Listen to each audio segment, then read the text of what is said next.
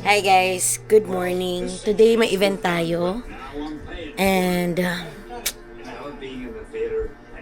corporate event ito, so walang balloons pero may mga installation. I hope mabilis lang yung installation and hindi kami mahirapan sa pag-akyat.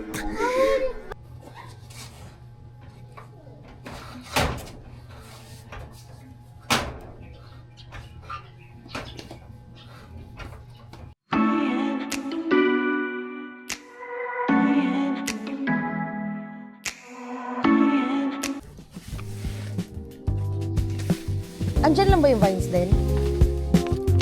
Ito din, yung nilagay nyo dito. So, yun na nga guys, no? Punta na tayo ng venue. And naisakay na, puno na naman ngayon ang ating sipote.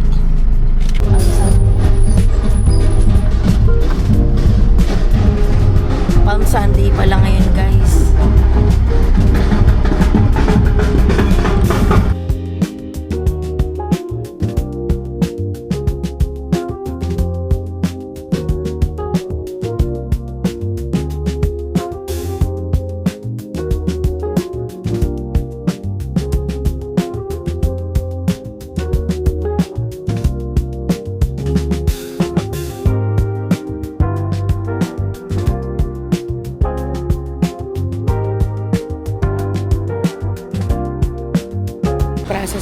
So yun, nag-process tayo ng permit ID.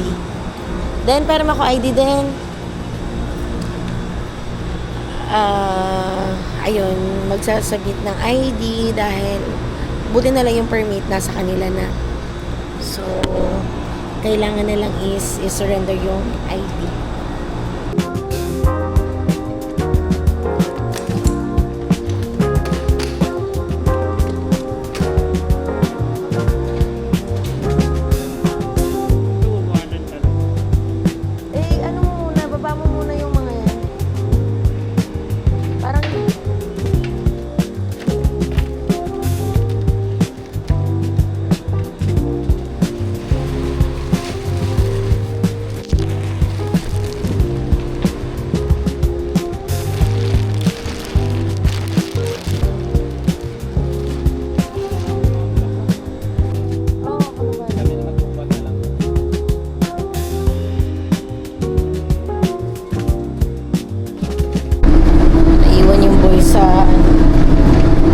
Sa labas. So ito dadalhin ko muna to sa elevator.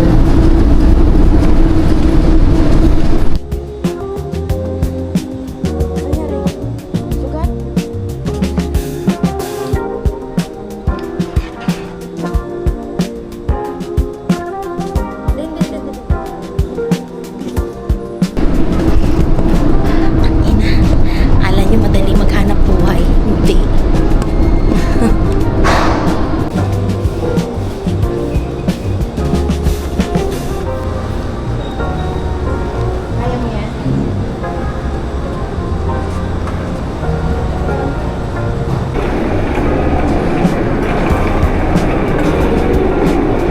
Normally guys, ang ginagawa namin kapag ganitong ilang floor yung venue, nagaano kami, inahakot muna namin from sasakyan, inahakot muna namin yung aming mga gamit, tapos lalagyan namin sa elevator, tapos from elevator, ito, tingnan niyo yung mga gamit namin. From elevator, saka namin isasakay ng sabay-sabay dyan sa elevator. Meron pa doon? Meron pa. So, isa yun sa mga struggle ng isang event stylist. Tapos, ngayon, tatlo lang kami kasi hindi available yung ibang mga manpower namin. So, wala akong choice kundi sumama sa team. At the same time, tumulong na din si Daddy Carl na lang at saka si Reden. Pero madali lang naman yung setup guys. Yun nga lang, medyo maraming gamit. And ito yung struggle talaga, yung hakutan.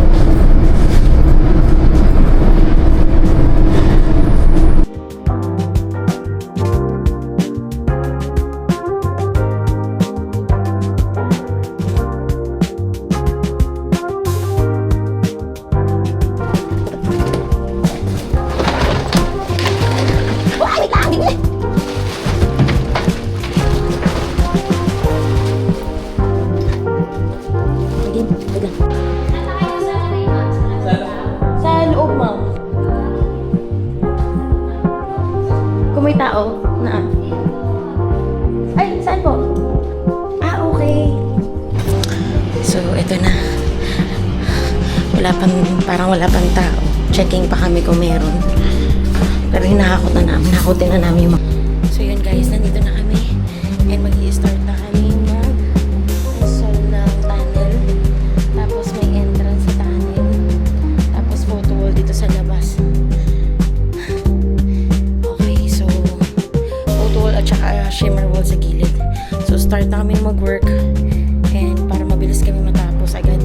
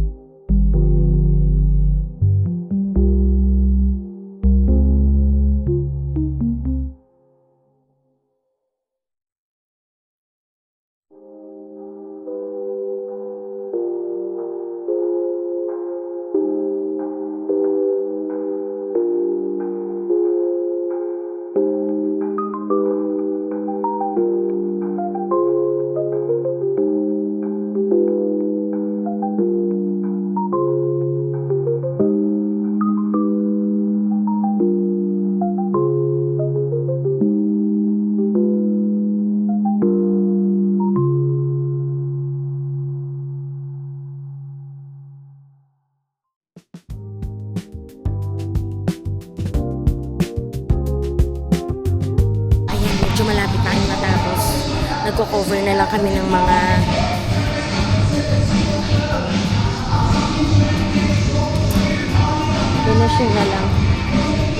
finishing na lang to guys actually. Tapos ito yung photo wall na tapos na. So yung task namin dito ngayon is more of like photo wall at saka yung tunnel. So yan, detailing na lang yung ginagawa ng team namin. Yan. So kung medyo nahihirapan kayong ikabit yung mga decors nyo, gumamit kayo ng tacker, especially kung wood yung materials nyo. Kasi itong art na to, wood, made of wood siya. Tapos ang gawin nyo na lang, i-tacker nyo siya, gumamit kayo ng ganun tacker. Pakita mo yung tacker.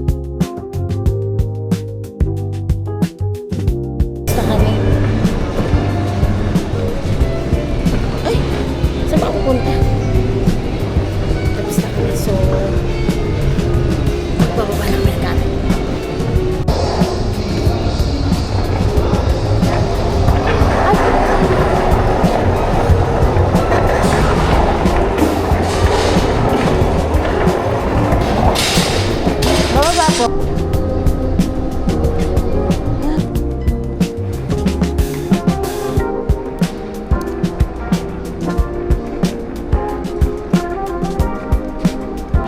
So, tapos na kami kumain.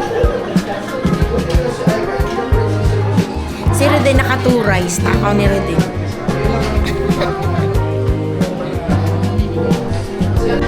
Alam nyo guys, kung nagsiset up kayo dito sa Metro Manila o kaya sa city, para syempre mabawasan yung mga gastos nyo, hanap kayo ng karinderya. Kasi syempre kayo as a team, hindi naman ganun ka-expensive eh. So wag laging McDo, Jollibee. Ano din gulay, ganun. Kasi mahirap na kapag yung kinakain natin, mga unhealthy food. Sobrang hangin dito. Aga na ako matapos. So, waiting na lang kami dun sa ulam.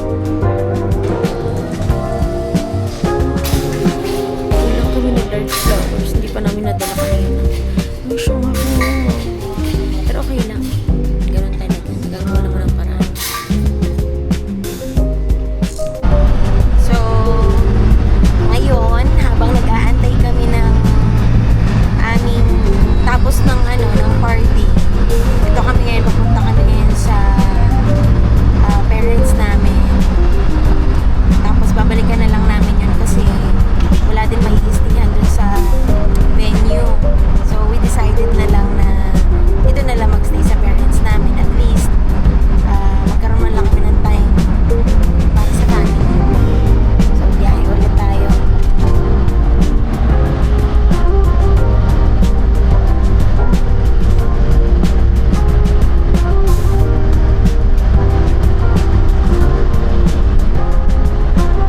Hi guys, makwento ko lang pala kanina merong ayun na, patapos na kami, merong nire-request si client na mga flowers na nirequest niya nung mga unang message niya.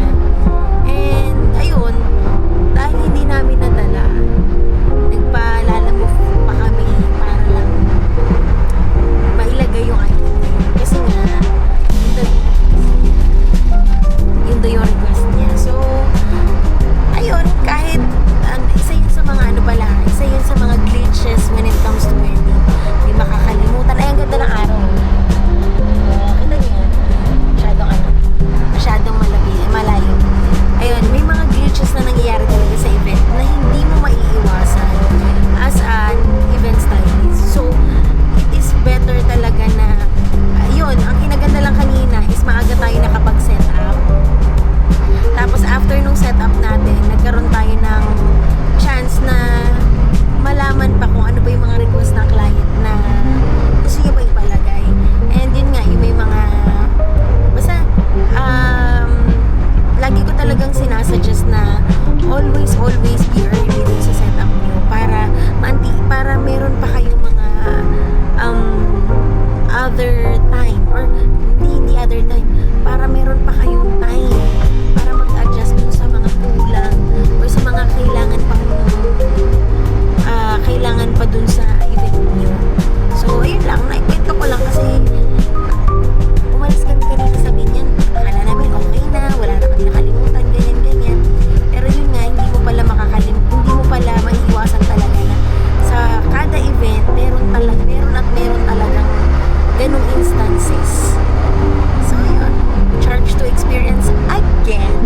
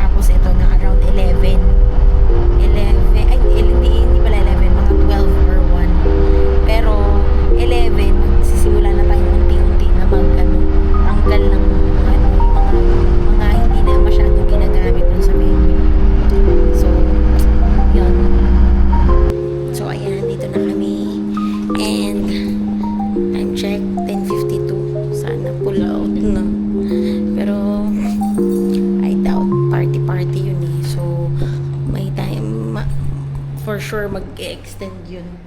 Sarado na pala yung mall. Pull out na tayo. Ayan na. Oopsie.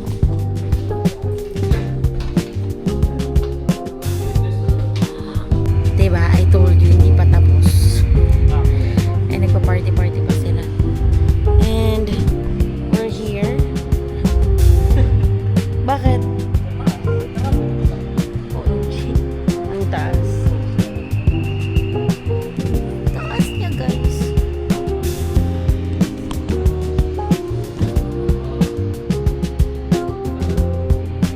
Uy, Reden! Dito nga kayo.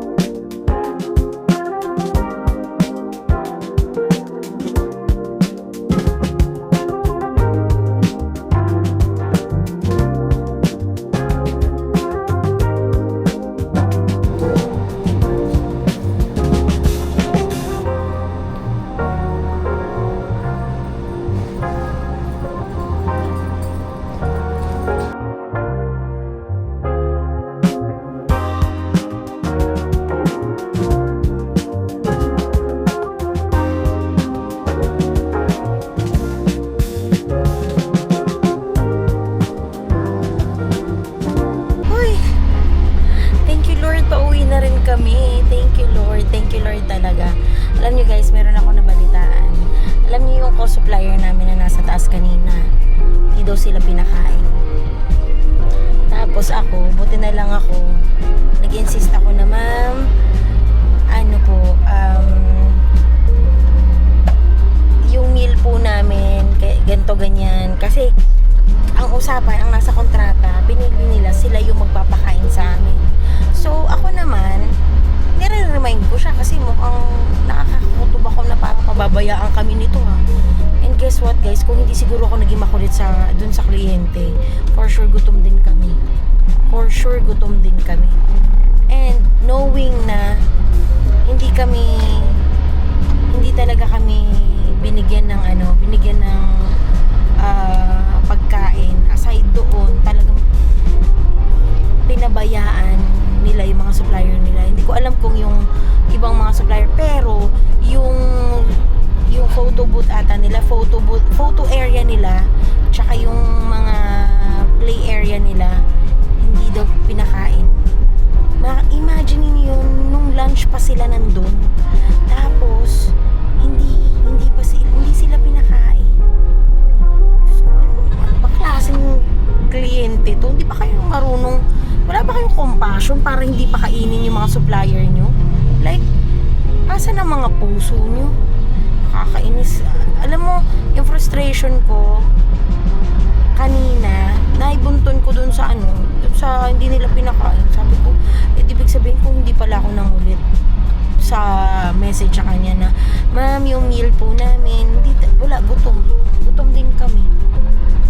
Kaya kayo guys, lagi nyo isama sa mga kontrata nyo yung meals nyo, transportation nyo. Kasi mas nalaman ko pa nga na, alam nyo magkano yung binayaran nila dyan sa venue na yan? 350k. As in 350k. Tapos kami na mga supplier nila, tinipid nila, kinuripot nila, ganun.